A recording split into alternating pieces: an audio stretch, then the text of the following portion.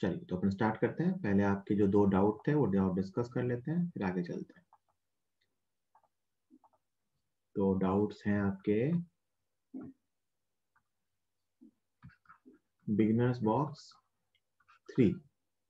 Beginners box 3 का question number 8 पूछा है। इस 8 क्वेश्चन में कुछ नहीं लिखा हुआ। देखो ऐसा है कि NCC parade is going with a uniform speed of 6 kilometre per hour through a place under a berry tree. तो एक ट्री है,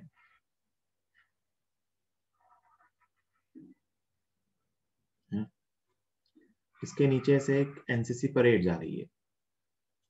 तो मान लो कुछ लोग जा रहे हैं, सब कांस्टेंट स्पीड से जा रहे हैं 6 किलोमीटर पर आवर की स्पीड से। कहता है कि ये एक बर्ड है जो यहां से 12.1 मीटर की हाइट से एक बेरी ड्रॉप करती है। कितनी? 12.1 मीटर। तो आपसे पूछा है कि which cadet give the distance from the tree will receive the berry in his uniform. तो ऐसा है कि यहां से सब लोग जा रहे हैं, तो किसकी पॉकेट में ये बेरी आएगा, है ना? तो आप ऐसे सोचो कि जितने टाइम में ये नीचे आएगा उतने ही टाइम में जो इंसान यहां तक पहुंच चुका होगा उसी की पॉकेट में आएगा। भाई मान लो यहां से इसके आने का टाइम टी है ना? तो जो आदमी टी टाइम में यहां से यहां पहुंच पाएगा उसी की पॉकेट में आएगा। तो हमें उस कैडेट की डिस्टेंस बतानी है। तो सबसे पहले हम बेरी का टाइम निकाल लेते हैं। तो बेरी को कितनी दूर आना है? 12.1 मीटर। तो क्या लिखोगे? h is equal to half g t square. h is 12.1 is equal to half into g की वैल्यू 9.8 लेता हूं मैं क्योंकि उसे इजीली सॉल्व हो रहा है।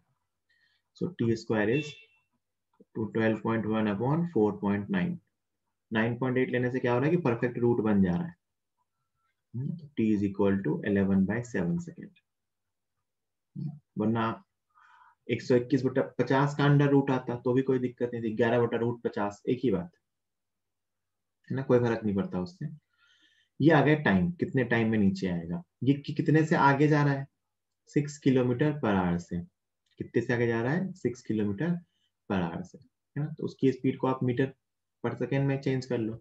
तो speed is equal to 6 kilometre per hour. इसको आप चेंज करोगे तो ये आएगा 6 इंटू 5/18, है ना?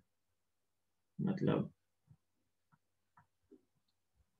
5/3 मीटर पर सेकेंड। ये स्पीड हो गई, ये स्पीड है, ये टाइम है। तो डिस्टेंस को क्या लिखोगे? Speed into time.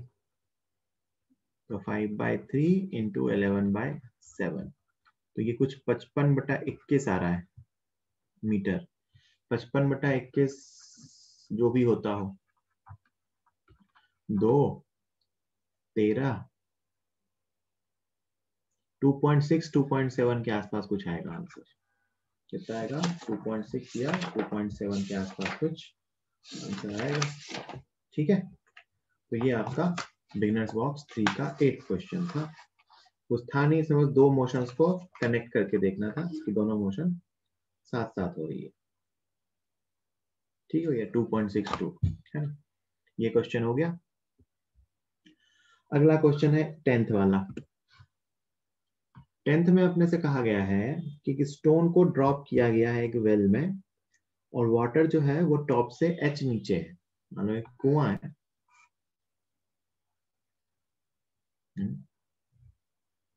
पानी है, ये टॉप से h नीचे तक पानी है। यहां से एक स्टोन ड्रॉप हुआ है, तो स्टोन को नीचे जाने में टाइम लगेगा t1।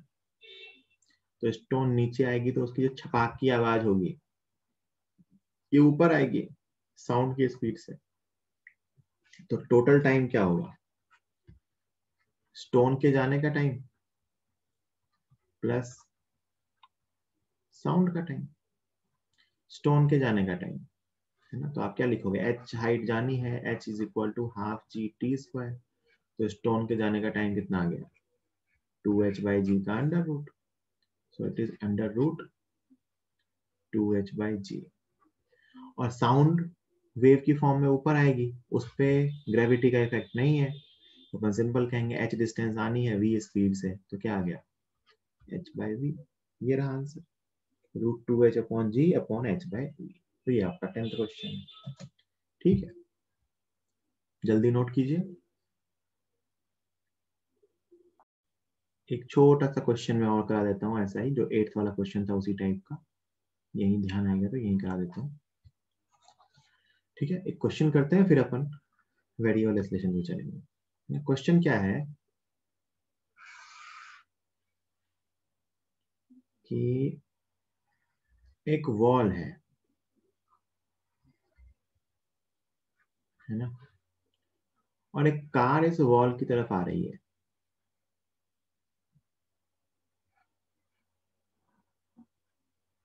कार कांस्टेंट स्पीड से आ रही है।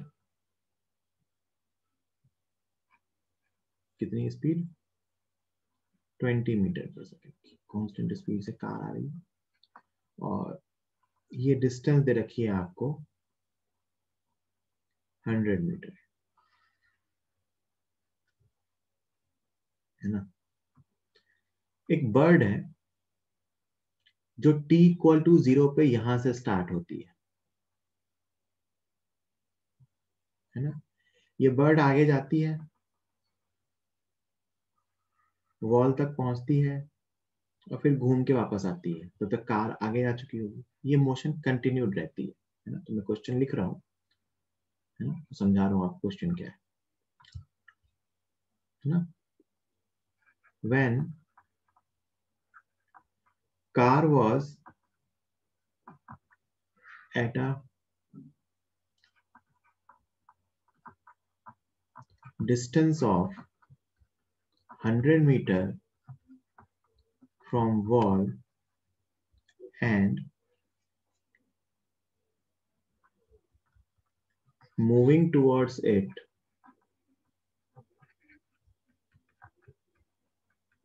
with a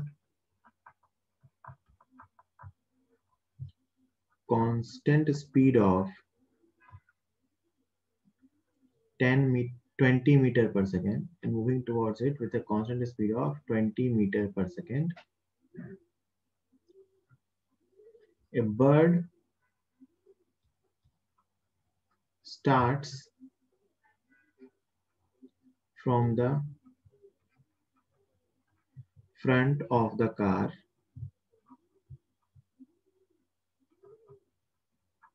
with a speed 25 meter per second. A bird starts from the front of the car with a speed 25 meter per second. It goes to the wall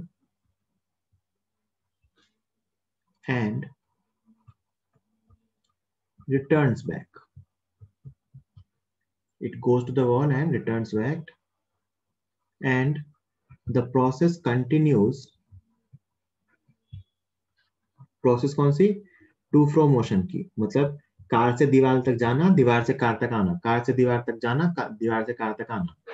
It goes to the wall and returns back, and the process to from motion continues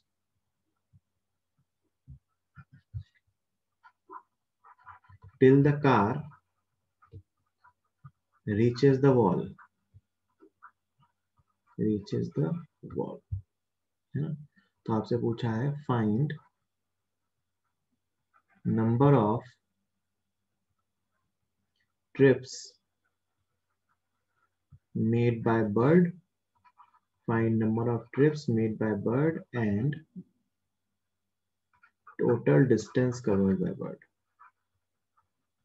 And total distance covered by bird. दो answer है, दोनों के answer लिख के बताइए। दोनों के answer chat box में लिख के बताइए। क्वेश्चन समझ में आ गया होगा कि कार थी, उसी जब ये 100 मीटर की दूरी पे थी, उसी टाइम पे एक बर्ड स्टार्ट होती है कार के फ्रंट से, जो आगे जाती है 25 मीटर की स्पीड से, और फिर वापस आती है 25 मीटर से। ऐसे ही वो चलती रहती है। कब तक? मतलब दीवार तक जाती है, दीवार से कार, कार से दीवार, दीवार से कार, तब तक जब तक कि कार दीवार पे ना पहुंच जाए। तो अपने को बताना है कि इस ड्यूरिंग बर्ड ने कुल कितने ट्रिप्स लगाए होंगे और उसने कुल कितनी डिस्टेंस ट्रेवल की, है ना। देखो होगा क्या, पहले ये समझते हैं। कि बर्ड यहाँ से यहाँ चलेगी, घूम के आएगी, इतने में कार यहाँ आ जाएगी, फिर ये यहाँ से यहाँ, फिर ये यहाँ से यहाँ, तब तक कार यहाँ आ जाएगी, फिर ये यहाँ से यहाँ, फिर तब कार यहाँ आ जाएगी, फिर यहाँ से यहाँ, यहाँ यहाँ यहाँ यहाँ। सोच के देखो, जब ये बहुत पास आ चुकी होगी तब तो ये ट्रिप्स बहुत ज्यादा हो रहे होंगे। तो एक्चुअली में जब तक कार यहाँ तक पहुंचने वाली होगी उसके इनफाइनाइट ट्रिप्स हो चुके होंगे। कितने ट्रिप्स हो चुके होंगे? Infinite. Number of trips is infinite ना। क्योंकि सोच के देखो, ये जब बहुत पास होगा ना, बहुत पास है, तो ये ऐसे ऐसे चल रहा होगा, बिल्कुल ऐसे, है ना। तो ट्रिप्स का नंबर है इनफाइनाइट, ट्रिप्स का नंबर है इनफाइनाइट। तो पहले क्वेश्चन का आंसर है इनफाइनाइट। दूसरा, कितनी डिस्टेंस कवर्ड करेगा? तो भाई बर्ड कांस्टेंट स्पीड से जा रही है, जितने टाइम में कार यहां से यहां तक जाएगी, बर्ड उतने टाइम तक ही तो फ्लाई की है। कार को यहां से यहां जाने में कितना टाइम लगेगा? 5 सेकेंड। बर्ड की स्पीड कितनी है? 25 मीटर पर सेकेंड। तो उसकी डिस्टेंस ट्रेवल्ड क्या होगी? 25 गुना 5, 125 मीटर। कितनी होगी? 25 गुना 5 बराबर 125 मीटर। आखिरी के कुछ डिस्टेंसेस बहुत ही छोटे हैं, है ना? तो मैं अगर नंबर ऑफ ट्रिप्स की बात करूं तो नंबर ऑफ ट्रिप्स क्या आ जाएगा? इनफाइनाइट। काउंट नहीं किया जा सकते, बहुत सारे हो जाएंगे। बट डिस्टेंस बता सकते हैं। कैसे? Time taken by car to reach wall. Car कितना टाइम लेगी वॉल तक पहुंचने में? डिस्टेंस है 100, स्पीड है 20, तो आंसर आया 5 second. Distance travelled by bird, distance travelled by bird, bird कितनी डिस्टेंस ट्रेवल करेगी? उसका आंसर है स्पीड इंटू टाइम। बर्ड की स्पीड इंटू बर्ड कितना टाइम लेगी। बर्ड की स्पीड कितनी है? 25, कितना टाइम? 5, कितना आ गया? 125 मीटर। जल्दी लिख लीजिए फटाफट। समझा तो यहाँ दिया ही था, कुछ था नहीं यहाँ, इसको जल्दी से लिखिए फिर अपन आगे चलें। आज अपन पढ़ने वाले हैं मोशन विथ वेरिएबल एक्सेलरेशन। ठीक है, तो अपन पढ़ते हैं मोशन विथ वेरिएबल एक्सेलरेशन, जो अपना आज का टॉपिक है। क्वेश्चन तो अपन करने स्टार्ट कर ही चुके हैं, ऑब्वियसली बात है, कैलकुलस पे बेस्ड है ना। कि मतलब अगर एक्सेलरेशन कांस्टेंट होता है तो हम क्या लिखते हैं कि s equal to ut plus half at square, v square equal to u square plus 2as, v is equal to u plus 80। लेकिन अगर एक्सेलरेशन वेरिएबल हो तो अपन ऐसा नहीं कर सकते, है ना। तो अपन कहते हैं कि if a is variable, variable कैसे कैसे हो सकता है? a as a function of t हो सकता है, a as a function of x हो सकता है, a as a function of v हो सकता है। ऐसे कुछ वेरिएशंस आपको दिए हो सकते हैं कि a t के साथ चेंज हो रहा है, a x के साथ चेंज हो रहा है, a v के साथ चेंज हो रहा है।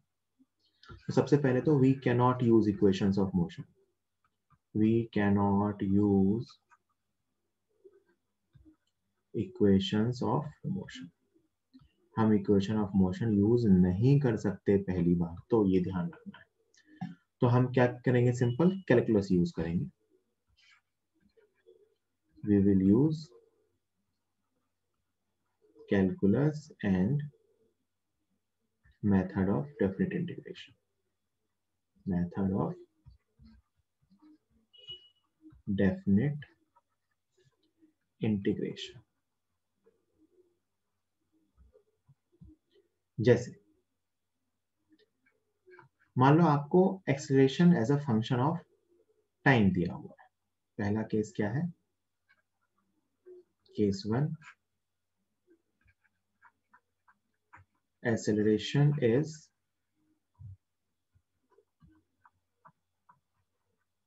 function of time।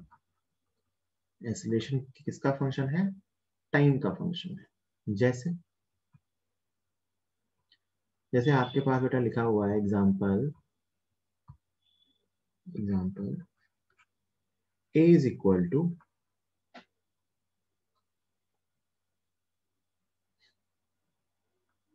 2t, ऐसा दिया हुआ है a is equal to 2t plus 1। क्या दिया हुआ है, a is equal to 2t plus 1. This is acceleration as a function of time and particle starts from rest at t equal to 0. Particle कहां से स्टार्ट होता है, rest से, from t equal to 0. Find velocity as a function of time. क्या पूछा जाए, find velocity as a function of time. Also find displacement as a function of time. तो आपसे क्या पूछ लेते हैं कि अगर ए टी का फंक्शन दिया हुआ है तो वेलोसिटी टाइम का फंक्शन क्या होगा और डिस्प्लेसमेंट टाइम का फंक्शन क्या. ठीक है, तो देखो ध्यान से, बहुत ही सिंपल क्वेश्चन है, आपको पहले से ही आता है, मैं पहले ही सॉल्व करवा चुका हूँ कि ए का फंक्शन क्या है भैया, 2t+1. तो क्या ये कांस्टेंट है, नहीं. तो सबसे पहले ए को लिख लो, टी के साथ क्या लिखते हैं, dv/dt. और dv/dt का फंक्शन क्या दिया हुआ है, 2t+1. टी के साथ क्यों लिख रहे हैं, क्योंकि टी के साथ ही दिया हुआ है. तो dv is equal to 2t+1 dt. dt को t वालों के साथ ले गए और dt ऊपर लिखते हैं, तभी इंटीग्रेट होता है. अब इसको दोनों साइड इंटीग्रेट कीजिए. t इक्वल टू 0 पे the particle starts from rest at t equal to 0. मतलब t इक्वल टू 0 पे वेलोसिटी 0 थी और हमें बताना है फंक्शन, मतलब t इक्वल टू t पे वेलोसिटी कितनी होगी. dv को इंटीग्रेट करेंगे तो वो v आएगा, है ना. dv को इंटीग्रेट करेंगे तो वो v आएगा. तो v minus 0 is equal to 2t+1 को इंटीग्रेट करेंगे तो ये t² + t आएगा. क्या आएगा, t² + t. इसकी लिमिट कहां से कहां तक, 0 से t तक. तो ये आ गया v is equal to t² + t. This is velocity as a function of time. पहला क्वेश्चन ये हो गया. दूसरे क्वेश्चन में क्या पूछा है, find displacement as a function of time. तो डिस्प्लेसमेंट, तो v का फंक्शन आ गया, तो v को क्या लिख सकते हैं, dx/dt. तो dx को क्या लिखेंगे बेटा, v dt, है ना. v कितना है, t² + t इंटू dt. दोनों साइड इंटीग्रेट कीजिए.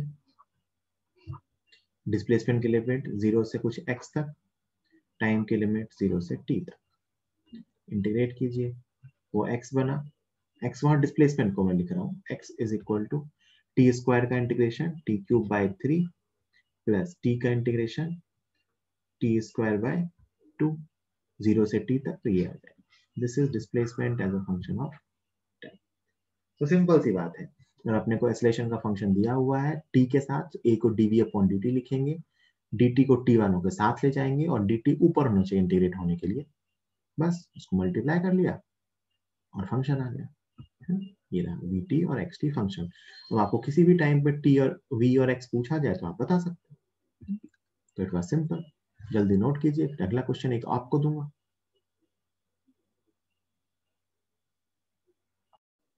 चलिए, तो ये पहला क्वेश्चन था.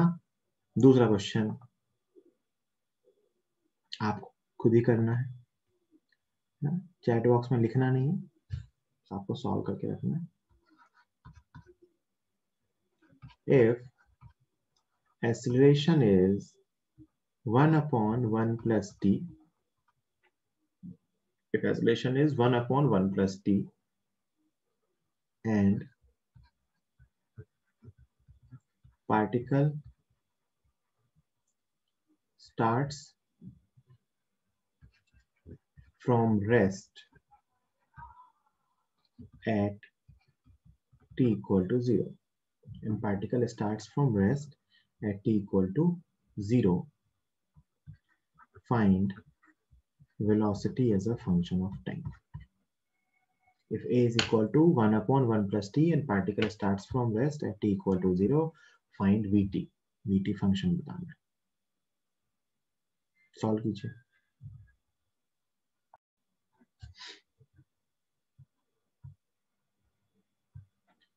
तो अपने को तो क्या पता है, अपन तो लिखना जानते हैं कि t के साथ दिया हुआ है तो a को क्या लिखेंगे, dv/dt.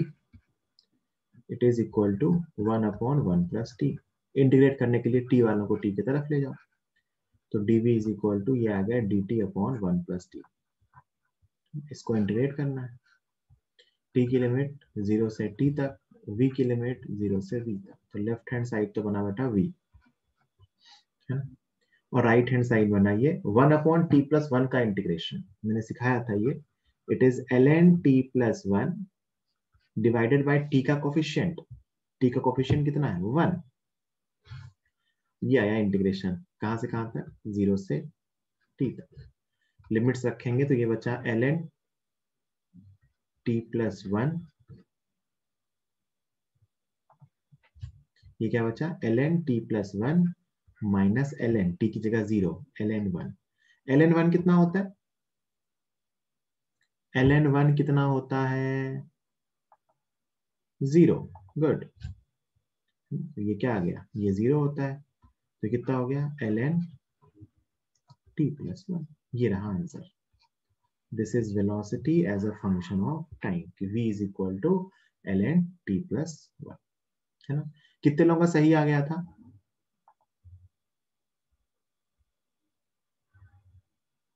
ओके, बढ़िया, बहुत से लोगों का सही आ गया था, 2 4 5, ठीक है, चलिए गुड, कुछ भी नहीं, गुड गुड, हाँ बहुत अच्छे बहुत अच्छे, बहुत बढ़िया, कुछ भी नहीं बेटा, एक इंटीग्रेशन का फॉर्मूला चेंज किया मैंने, है ना, और मैंने कुछ भी नहीं किया, बस मैंने क्या किया, इंटीग्रेशन का फॉर्मूला चेंज कर दिया, ठीक है। एक और देता हूं, जैसा मैंने कल बताया था एक, आई होप सबने ये लिख लिया होगा। नेक्स्ट नेक्स्ट आपसे फंक्शन दे दिया है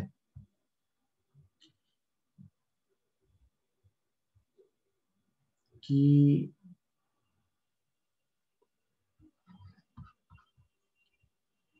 पार्टिकल पे जो फोर्स है ना,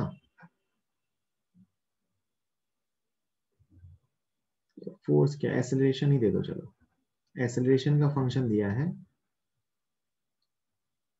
alpha e raise to power minus B t, क्या है alpha e raise to power minus B t, ये एक्सेलरेशन का फंक्शन है, alpha e raise to power minus B t, where alpha and b are positive constant. ऐसा कल question किया भी था, बट एक क्वेश्चन और कर लो आप अपनी श्रद्धा के लिए,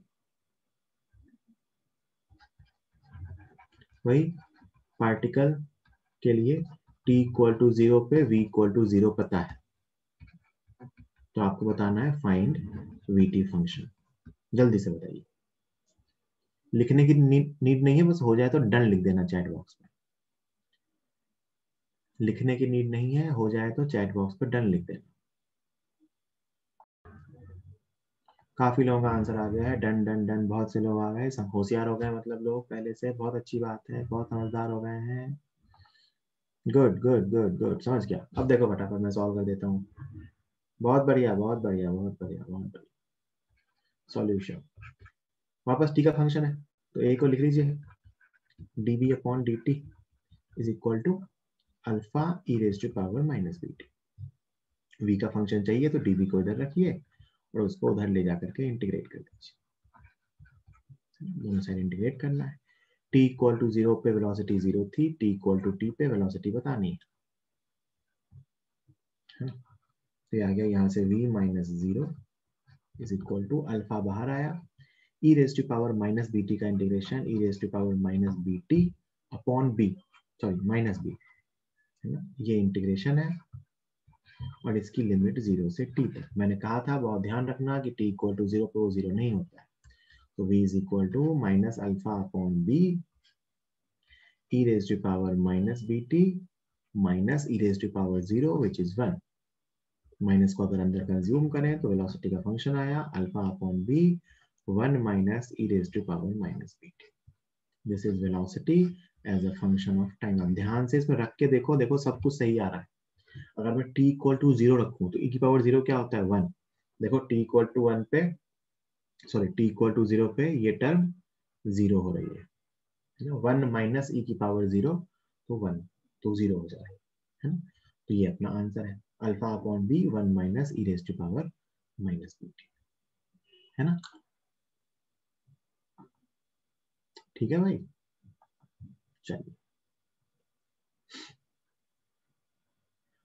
अगला, तो ये तो था अगर अपना एक्सेलरेशन टाइम का फंक्शन दिया हो, सिंपल होता है। दूसरा, अगर अपना एक्सेलरेशन v और x का फंक्शन दिया हो, दूसरा क्या है कि अगर अपना एक्सेलरेशन मान लो x का फंक्शन है, if acceleration is a function of x, है ना, तो क्या करेंगे, कुछ भी नहीं, a equal to v d v upon d x लिख लेंगे। क्या लिख लेंगे, a equal to v d v upon d x, और क्योंकि a x का फंक्शन है तो इसको लिखेंगे a d x is equal to v d v, और फिर दोनों साइड इंटीग्रेट कर देंगे, क्योंकि a x का फंक्शन है, x का फंक्शन dx के साथ इंटीग्रेट हो जाएगा, है ना। तो बिल्कुल सिंपल होता है कि a अगर v d v upon d x लिख लें तो x वाले को dx के साथ ले जाते हैं। जैसे question, if a is equal to x, ऐसा दे रखा है, a क्या है, x का function, a equal to x and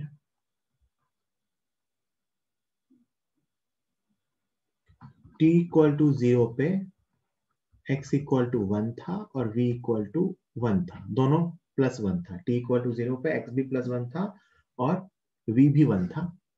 तो आपसे पूछा है find position, sorry find velocity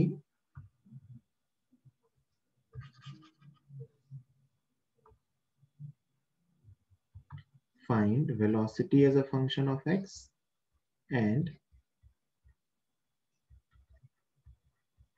position as a function of time। vx function बताना है और xt फंक्शन बताना है, जल्दी बताइए। पहले तो vx बताना है और फिर vx पता चल गया तो अपन xt भी बता सकते हैं। ट्राई कीजिए, 1 मिनट का टाइम दे रहा हूं, फिर मैं बता दूंगा।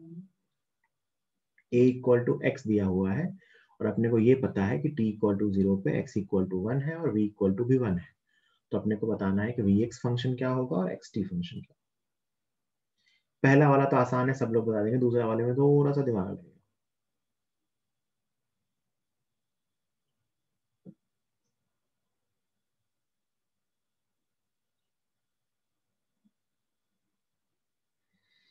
Find vx function and xt function।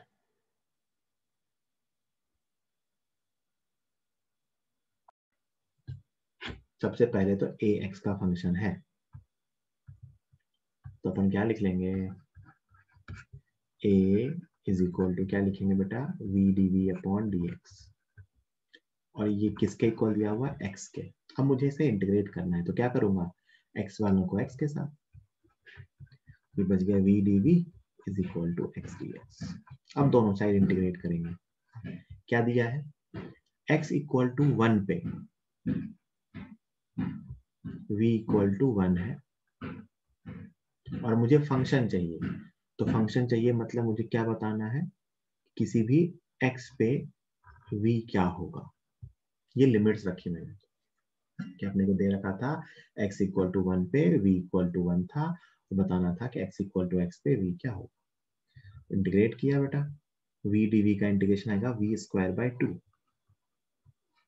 Limit 1 से v, x dx का इंटीग्रेशन आएगा x स्क्वायर बाय 2, लिमिट 1 से x, है ना।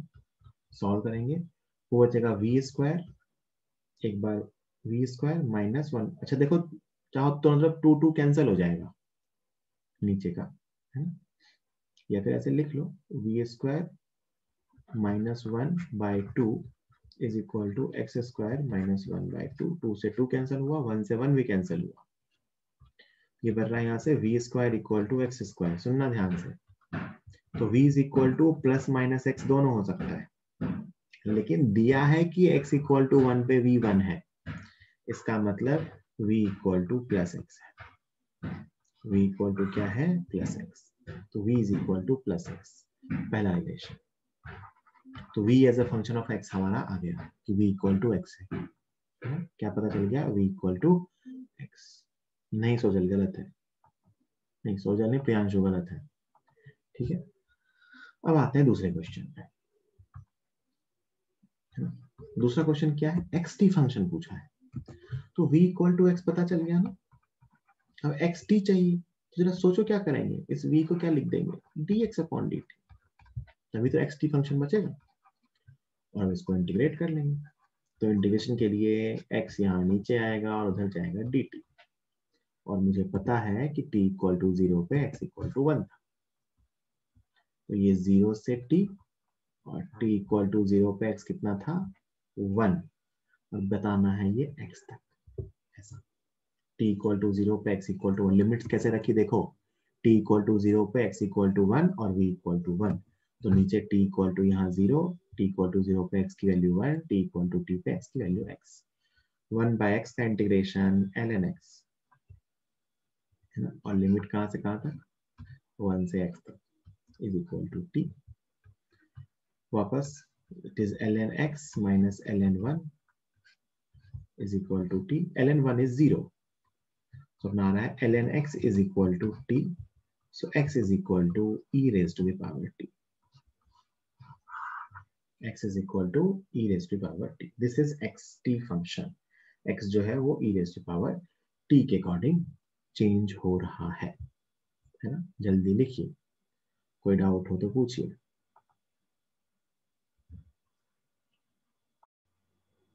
अगला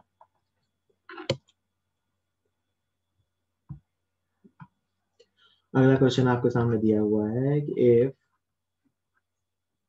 a is a function of velocity, अभी तक क्या सीख रहे थे, जहां a x का फंक्शन था, अब क्या है a फंक्शन ऑफ वेलोसिटी है। if a is a function of velocity, तो क्या करेंगे, तब भी क्या करेंगे बेटा, a को v dv अपॉन dx लिख लेंगे, और फिर अपन क्या सोच सकते हैं कि a dx लिख देंगे इसको, a dx sorry a dx नहीं, a वेलोसिटी का फंक्शन,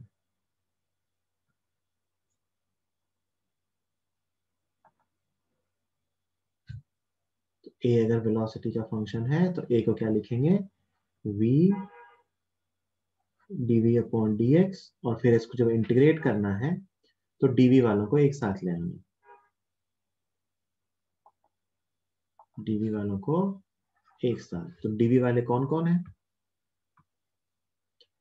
तो उधर तो बचा v dv अपॉन a भी v का फंक्शन है, इक्वल टू dx ऐसे, और हो सकता है टाइम के साथ आ रहा हो, तो a को लिख लेना dv upon dt is equal to this, तो यहां से a v का फंक्शन है तो dt इक्वल टू आएगा dv अपॉन a, है ना। ये कब करेंगे, जब v t रिलेशन पूछ रहा हो, ये कब करेंगे, जब v x रिलेशन पूछ, कुछ भी याद नहीं करना है, ये दिमाग लगाना है कि a को क्या लिखें, v dv अपॉन dx लिखें या dv अपॉन dt लिखें, जिसके साथ पूछा होगा। जैसे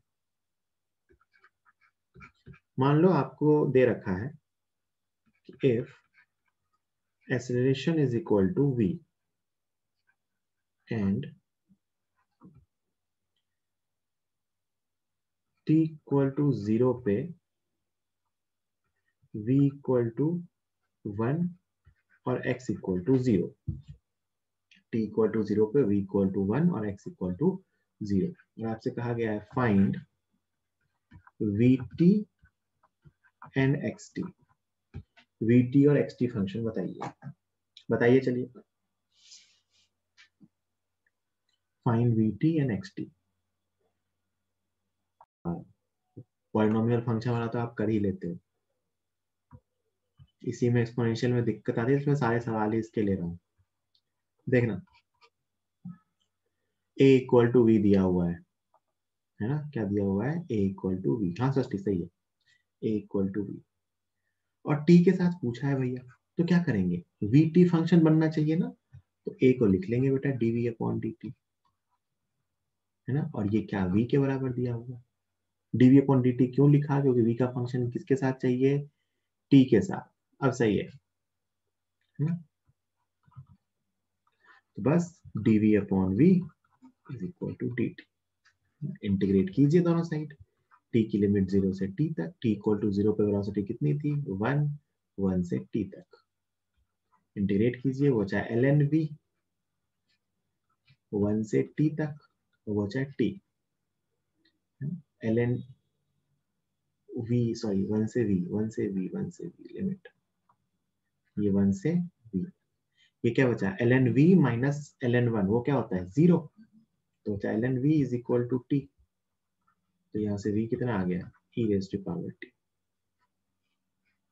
this is velocity as a function of time. दूसरा पूछा xt, t इक्वल टू 0 पे x 0 था. अब देखना ध्यान से, v कितना आ गया e raise to power t, इसको क्या लिखेंगे dx upon dt is equal to e raised to power t. So dx is equal to e raised to power t dt. Integrate करो दोनों साइड, x की limit 0 से x तक, t की limit 0 से t तक. So ये x e की पावर t माइनस e की पावर 0 और e की पावर 0 1 होता है. तो आंसर इज e की power t minus 1. This is xt function. This is xt function e की पावर t माइनस 1, है ना. बस सब एक्सपोनेंशियल वाला बस ध्यान रखना है कि e की पावर 0 जो कहीं भी लिमिट में आएगी ना, अपन क्या करते हैं ना, ये यहाँ देखते हैं, पता दिक्कत कहाँ होती है, यहाँ मैं बताता हूँ, यहाँ लगाते हैं दिमाग कि 0 तो ये x बचा, तो e की पावर t, तो e की पावर t बचेगा. नहीं भाई, ये e की पावर t माइनस e की पावर 0 बचता है ना, और e की पावर 0 होता है 1. ये गलती खूब होती है, बहुत ही कॉमन सी मिस्टेक है, बचना है इससे. एक्सपोनेंशियल देखते ही बिल्कुल दिमाग की बत्ती जलनी चाहिए, ये गलती हो सकती है. अगला क्वेश्चन, अगला क्वेश्चन आपको दिया है कि अपने पास पता है कि a is equal to 2v square, ये फंक्शन है, एक्सेलरेशन जो है वो 2v स्क्वायर है, and at x equal to 0 v is equal to v nought था. x इक्वल टू 0 पे जो थी वो वेलोसिटी क्या थी, v नॉट के बराबर थी. ठीक है, तो आपसे पूछा है find velocity as a function of x. ये पूछा a is equal to 2v square है और x इक्वल टू 0 पे वेलोसिटी v नॉट थी, तो vx फंक्शन क्या होगा. सोच समझ के बताना, बिल्कुल सही सही.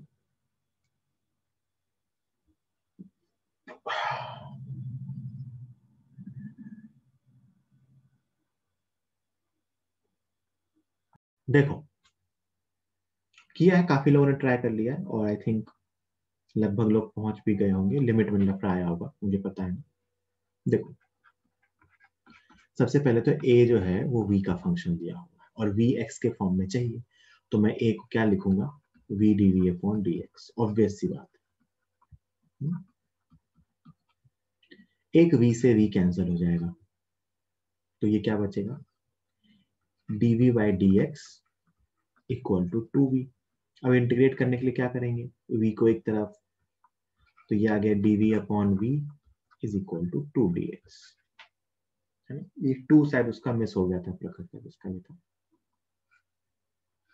इंटीग्रेशन x इक्वल टू 0 पे v कितना है v नॉट, और x इक्वल टू x पे v बताना है.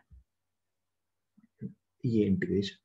अब इंटीग्रेट कर दो, 1 बाय v का इंटीग्रेशन ln v और लिमिट v नॉट से v तक इज इक्वल टू 2 dx का इंटीग्रेशन x, और x माइनस 0 x ही होगा.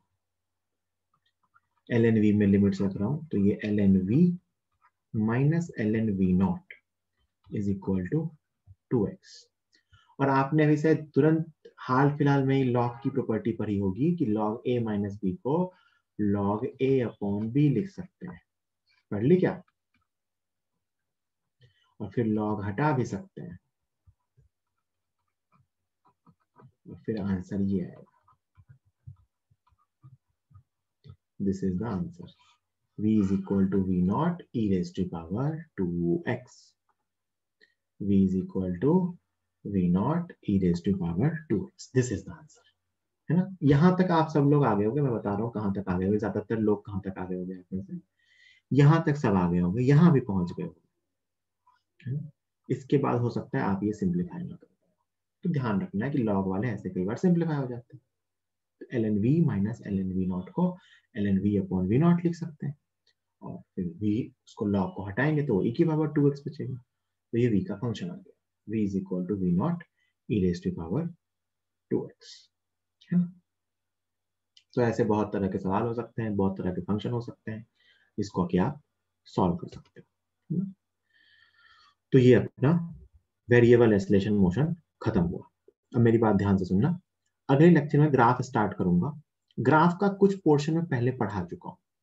तो मैंने आपको ना बेसिक मैथ्स में डिफरेंशिएशन के ड्यूरिंग स्लोप की पूरी कहानी पढ़ाई थी कि स्लोप क्या होता है, कैसे निकालते हैं, और मैक्सिमम मिनिमम। और फिर मैंने आपसे इंटीग्रेशन के टाइम पे एरिया अंडर द कर्व पढ़ाया था, है ना। दो चीजें पढ़ाई थी, आपको याद हो तो, है ना। तो वो दोनों चीजें आपको कल रिवाइज कर लेनी है। लेक्चर मैंने आपको शेयर किया है, उसमें सब लेक्चर ऑलरेडी अवेलेबल है। मैं एक बार आपको फिर से वो शेयर कर दूंगा, तो पूरी प्लेलिस्ट। उसमें कौन से लेक्चर में है मुझे एग्जैक्टली ध्यान नहीं है ना, तो आप उसमें ढूंढ लेना। तो उसमें आप एक बार वो ग्राफ का जो एक बेसिक पोर्शन मैंने पढ़ाया है कि ग्राफ का स्लोप क्या दिखाता है, स्लोप कैसे डेरिवेटिव से निकालते हैं, मैक्सिमम मिनिमम क्या होता है, और फिर एरिया अंडर द कर्व जो मैंने डेफिनेट इंटीग्रेशन में पढ़ाया था, वो एक बार रिवाइज करके आना। ग्राफ में वो चीजें थोड़ी बहुत यूज होंगी, बहुत ज्यादा नहीं कि आना ही चाहिए सब कुछ ऐसा बिल्कुल डीप में, जितना पढ़ाया था उतना आना चाहिए। स्लोप कैसे इंक्रीजिंग, कैसे डिक्रीजिंग, क्योंकि मैं वहां बोलूंगा कि स्लोप इंक्रीज हो रहा है, स्लोप डिक्रीज हो रहा है, तो वो अपने को ना आना चाहिए, वरना आप स्लोप देख नहीं पाओगे। बाकी सिंपल सा होता है, एक ये दो लेक्चर अपनी ग्राफ पढ़ेंगे तो अपनी 1D मोशन खत्म हो जाएगी, फिर अपन प्रोजेक्टाइल स्टार्ट करेंगे, ठीक है। एक क्वेश्चन मैं आपको यहीं पे होमवर्क में दे रहा हूँ, है ना। होमवर्क क्वेश्चन है ये, खुद से प्रूफ करना है सबको। मोशन अंडर ग्रेविटी का है। अब मैं आपको ऐसे ही एक एक दो क्वेश्चन कभी कभी दे दिया करूंगा जब मेरा मन करे। सिंपल सा ही है बट प्रूफ करना है।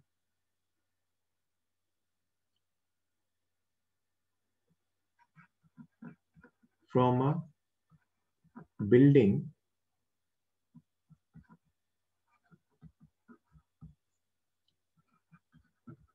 when a stone is projected upwards with some initial velocity,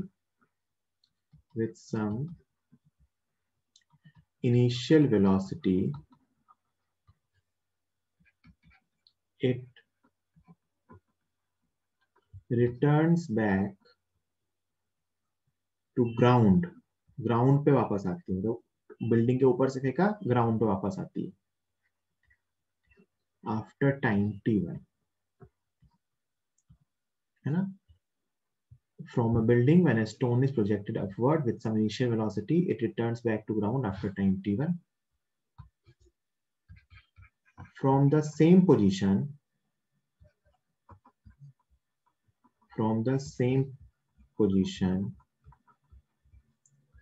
if a stone is projected downward with same initial speed,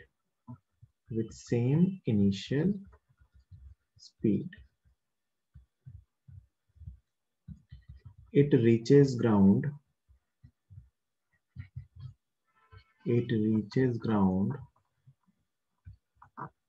after time t2. Prove that if we drop a stone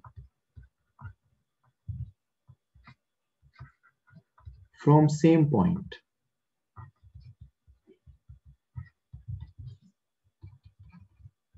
it will reach ground in time t is equal to under root t1 t2. ये आपको proof करना है। अगर वहां से drop किया जाए तो रूट t1 t2 टाइम में आएगा। मतलब क्वेश्चन क्या है कि मान लो एक बिल्डिंग है, इससे अगर मैं एक बॉडी को u स्पीड से ऊपर फेंकता हूँ तो ये ऊपर जाएगी और नीचे आएगी ग्राउंड पे। कितना टाइम लगा, t1। इसी जगह से मान लो u स्पीड से फेंका था, इसी जगह से u स्पीड से नीचे फेंकूं तो ये कितने टाइम पे हिट करेगी, t2 टाइम पे। इसी जगह से अगर मैं ड्रॉप कर दूं तो इसका टाइम जो होगा t, that can be written as under root t1 t2। आप u स्पीड मान लेना, h मान लेना, प्रूफ करना, सब कैंसिल करना है, प्रूफ करना है कि t is equal to root t1 t2 हो। ठीक है, आज का लेक्चर अपन यही फिनिश करते हैं, जल्दी से इसको लिखिए।